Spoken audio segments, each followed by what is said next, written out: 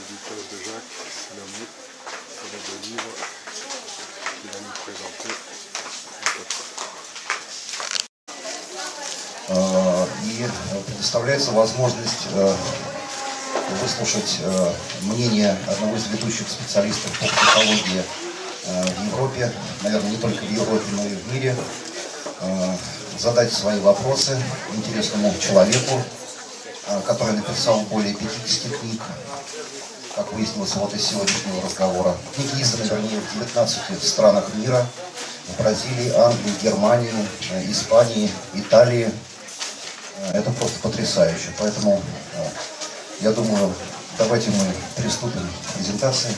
Месье Жак, присаживайтесь, пожалуйста. Давайте поаплодируем. Спасибо. Я думаю, что мы можем начинать. Je suis vraiment très heureux d'être là.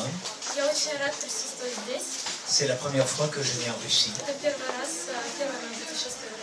Je suis traduit dans des pays aussi différents que la Chine, le Japon, la Corée, le Brésil, etc. Et c'est la première fois que 2 de mes livres sont traduits. Je suis vraiment très ému.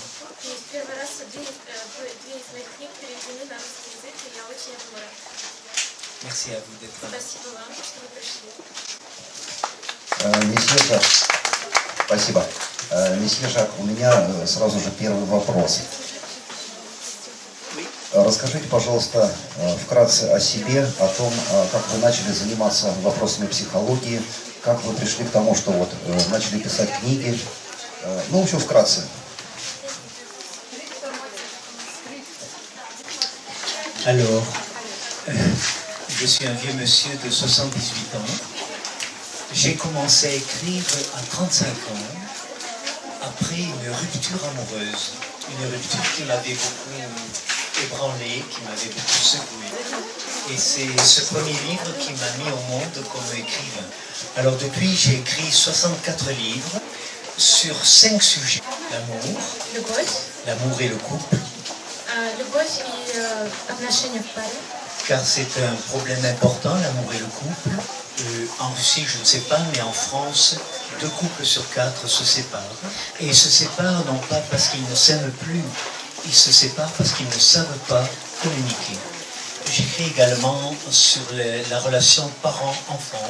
Moi, je suis le père de 5 enfants et je ne serais pas l'homme que je suis si mes enfants ne m'avaient pas aidé à grandir. Les enfants, c'est notre part d'éternité.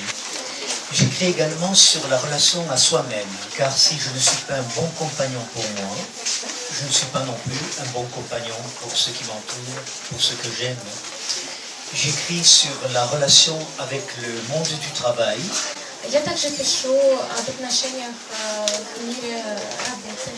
Car travailler 8 heures par jour, c'est vendre 8 heures de sa vie chaque jour. Et cette vie, on la va mal. Notre vie est souvent perturbée par le monde du travail. Et puis, le dernier thème sur lequel j'écris, c'est la communication à l'école. Alors, j'ai une utopie, j'ai un rêve.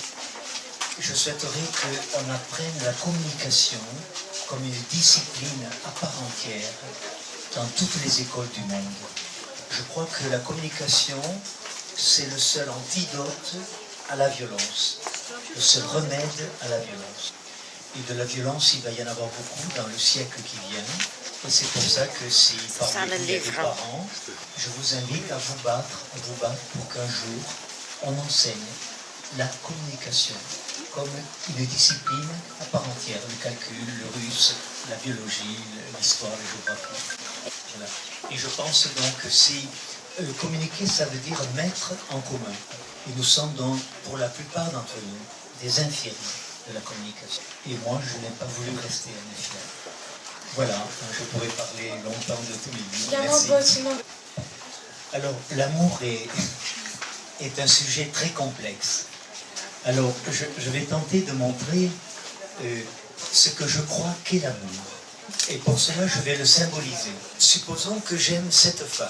Vous allez représenter le bel amour. Voici le bel amour que j'ai pour elle. Parce qu'il ne faut pas confondre la personne et l'amour qu'on qu'on a pour quelqu'un. Rapprochez-vous de madame, là. Voilà, oui. Supposons que voici l'amour qu'elle a pour moi. C'est un très bel amour. Это очень сильная любовь. Eh bien, voici moi ce que je crois qu'est l'amour. И C'est вот la, что я считаю, что c'est la это любовь. rencontre. C'est la rencontre. Это встреча. C'est la rencontre de deux sentiments. Это встреча двух чувств. Un sentiment qui est chez l'un, un sentiment qui est chez l'autre.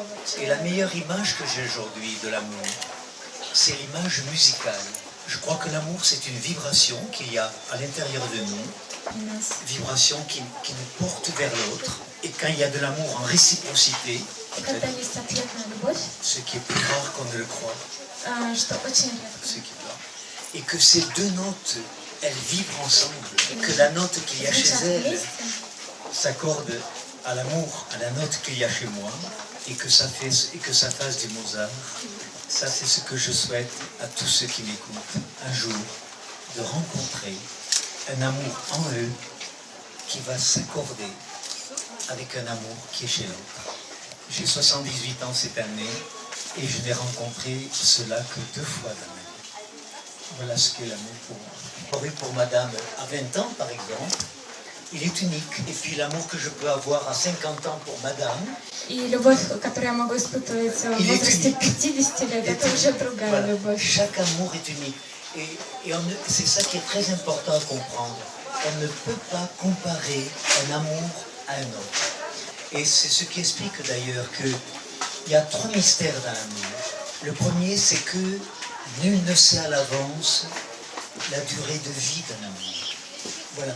Si j'aime cette femme, je ne sais pas si mon amour va durer 10 ans, 40 ans ou 3 ans simplement. C'est pour ça que si vous avez le bonheur d'être en amour, d'aimer quelqu'un, vivez-le au présent.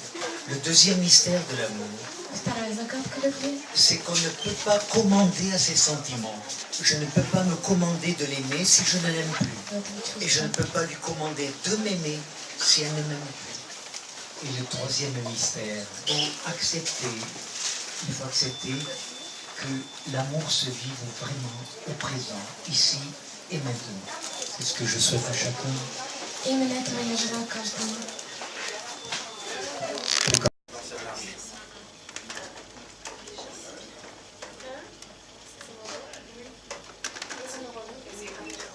Je sais que je l'avais quand même vu. Oui, c'est piège. Attends, exceptionnel. Choix musique.